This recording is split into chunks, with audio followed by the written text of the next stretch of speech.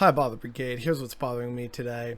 Once again, we're basically going to be talking about the whole trucker convoy. Well, rather, the convoys, because as people have no doubt heard by now, there's multiple of these fucking things across Canada. There's the one in Coutts, Alberta, which is... I'd like to do its own separate thing on that because that one is just wild with like death threats against the mayor and just egregious actions by people trying to skirt around and the police still trying to negotiate. And it's like, man, the way y'all interact with BLM or especially indigenous people in this country and white people is like night and fucking day. But that's going to be something for a slightly different time. But basically, that's one of the big protests. There's, of course, the one in downtown Ottawa.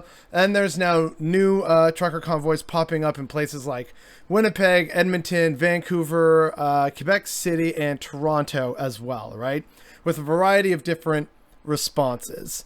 And that's what we're going to kind of talk about and focus on today, because while that is the big story, right? And everyone's talking about the GoFundMe and, oh, they stole the funds. And okay, so here's the thing real quick about the GoFundMe, right? So it's not going directly to, the trucker convoy in Ottawa because it turned violent and disruptive, and GoFundMe doesn't want that baggage.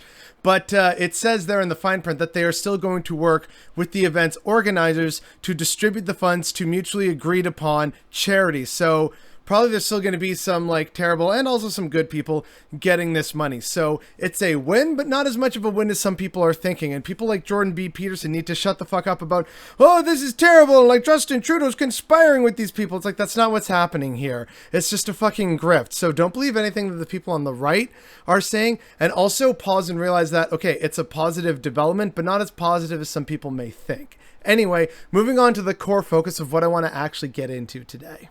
I have seen a few points, and it came up in some like online Zoom meetings and chat rooms and voice chats that I've been having with people on a variety of platforms, mostly Discord and Twitter. However, one thing that's come up that some people have been pushing back on, at least people in Ottawa have been pushing back on, is, where is the left?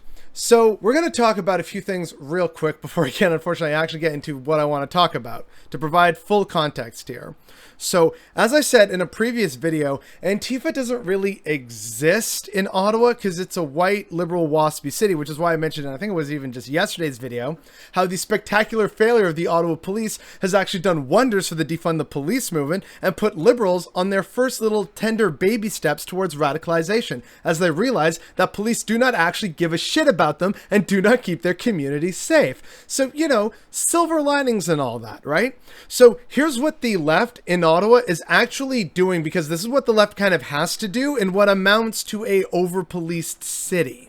They are quietly and diligently working with community leaders and organizations behind the scenes. And it's why suddenly after a week of all this talking and organizing, now things seem to be happening in terms of planned counter protests, in terms of the massive lawsuit that has been filed against the protesters that are occupying the city core. People have been calling and pressuring businesses to cancel people's hotel reservations to prevent people from occupying and disrupting more of the downtown core. People are organizing with each other to create safe walks and to basically patrol their own neighborhoods and get food to people and run errands for people who are, again, too scared to leave because of the freedom protesters, right? So that's what the left is doing. They're doing the good, honest, hard work in the background without trying to make big spectacle of it, right?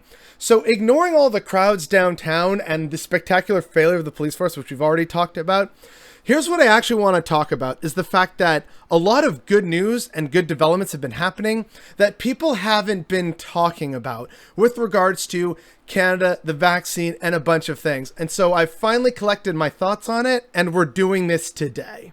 So finally, after providing all this context, here's the core of what's happening and why this whole trucker convoy, freedom, and about vaccine mandates, why it's all a bunch of horseshit, because people continue to do the good work in the background. More Ontarians were vaccinated for the first time on Saturday than attended the Ottawa protest. That was posted back on January 31st and involves data from basically Statistics Canada, I'm pretty sure. Links will be provided down below. And it shows that on January 29th, 2022, people who received a booster dose, 58,812. Fully vaccinated now, 20,024 new fully vaxxed people. Partially vaccinated people, 8,054. Meanwhile, as people were reporting last week, road closures and vehicle arrivals started Friday, swelling to an estimated crowd of 8,000 people Saturday, according to police. About 3,000 people rallied around Parliament Hill Sunday, according to the city's Emergency and Protective Services manager. And yeah, this is all verifiable data, as you can see right here. But as it also shows, we still have some work to do in terms of getting people fully vaccinated and also getting booster shots into arms. So sure, there's thousands of people protesting in downtown Ottawa right now and several other thousand protesting around the country. However, there are many more thousands actually getting vaccinated and boosted and trying to get through this and get to the end of this very long and dark and painful tunnel.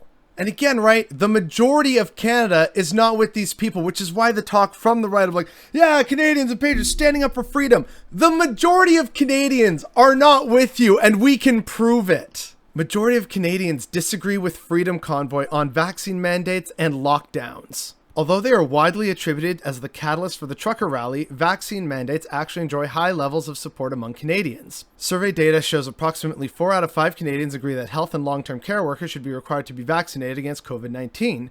Roughly 3/4 of Canadians think that vaccines should be mandatory for government workers and politicians.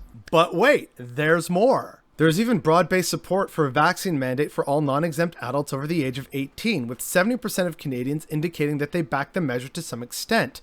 That support begins to decline slightly when it comes to opinions on mandatory vaccines for teenagers and adolescents. It drops precipitously to just under 50% for children under the age of 5. So that is all very understandable, right? Because parents wanting to do the best for their children, which is why education about vaccination is so critically important. But as this graph that I'm about to show you shows, the vast majority of Canadians either strongly agree or somewhat agree on full vaccination being mandatory for just about everybody. And that's not just for people, right? So that's like getting vaccinated. So let's talk about vaccine passports and the tyranny of papers, please, because I too feel woefully oppressed when I get carded at the beer store or have to show my pal to buy ammo for when I want to go for a range day. A majority of Canadians strongly agree or somewhat agree on just about every form of activity, save for attending outdoor public gatherings and shopping at a grocery store. But you want to go shopping, you want to get on public transit, you want to go travel somewhere, you want to go to a movie theater, you want to go to a bar or a restaurant or a nightclub or anything,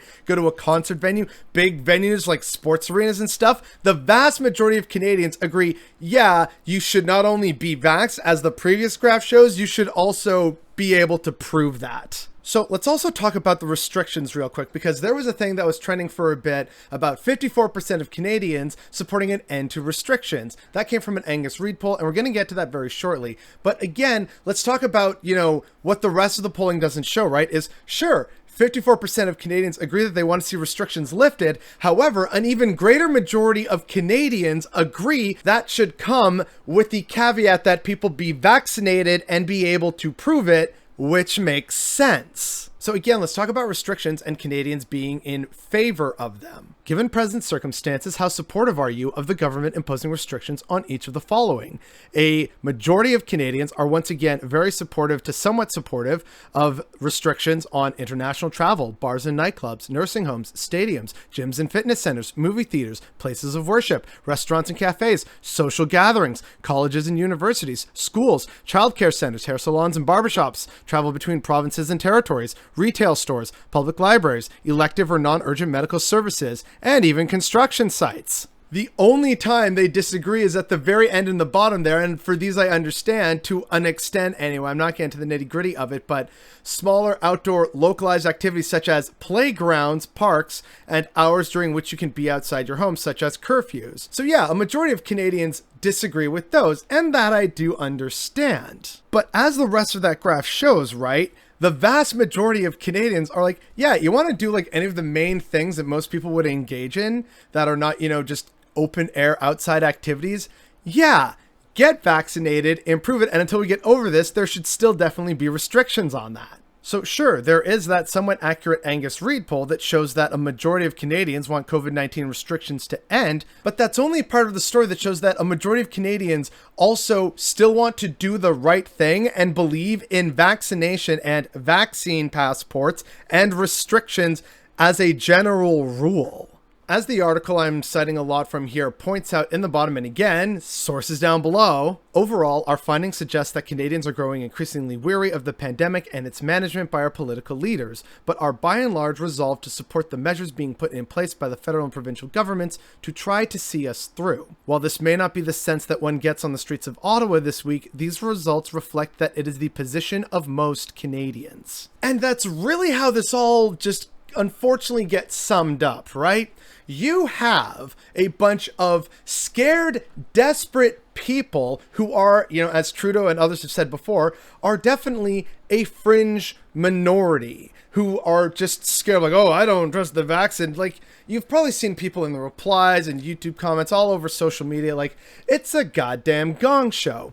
But they are very much a minority, which is why they are making this, like, desperate push and calling for, like, open sedition against the government and shit like that, because they are scared and desperate, because the majority of the country is against them, which is why most of the funding for the Freedom Convoy came from outside donors in America, for God's sake. So sure, it looks dire, and we're hearing about all the trucker convoys and protests happening in a variety of large Canadian cities all over the country from coast to coast, right?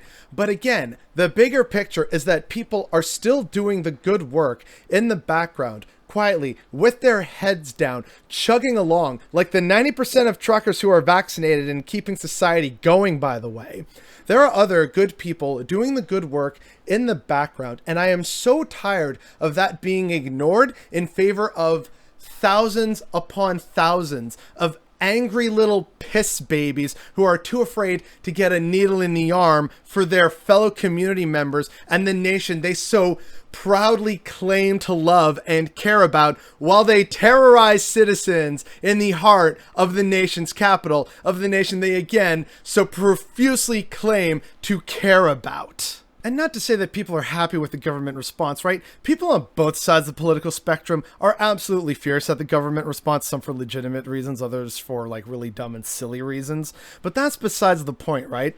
The government has failed, and that should be the angle that people talk to people about and really focus and hammer in on, as people are kind of rightfully pointing out with the spectacular failure of the Ottawa Police Service, the failure of the Liberals to do any work after calling an unnecessary pandemic election, the abject failure of the vast majority of Canada's provinces, the vast majority of those led by conservative governments, by the way. A lot of people are recognizing the multiple systemic layers of government failure, and that's what we need to focus on. And we also need to focus on the people who are actually doing the good work, who are actually, still going out there doing work, such as the 90% of vax truckers still keeping stores stocked and people supplied and keeping the economy rolling, and people getting vaccines into people's arms, and people signing up to get the vaccine so that we can all get over this, because we are all tired and exhausted by the pandemic. But not all of us have the just absolute ridiculous notion of going and tormenting people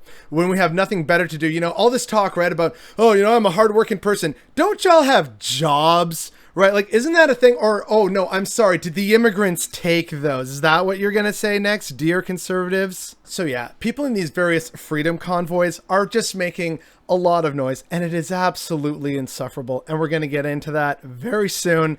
But the core point is that all those people, they are just literally making loud noise because they are scared and desperate. And the vast majority of the country does not agree with them on what they want and what they represent. That is thankfully something positive to take away from all this ghoulish, depressing horror that has been foisted on us by terrible right-wing actors who want, like, Alberta to separate and love Trump. It is all so ridiculous and unnecessary, and unfortunately a lot of it has happened because of government inaction, because of this nightmare neoliberal capitalist hellscape that we live in. And the fact that we are trying to get through this and get to the end of the tunnel, and yet people like the Freedom Convoy stand in direct opposition to that. They're not about freedom. It is just so infuriating. They are holding the rest of the country back. And as I've proven with facts, which don't care about your feelings, by the way, the majority of Canada is not with you. And the fact that you people can't recognize or accept that is not only dangerous, but it's definitely what's bothering me today.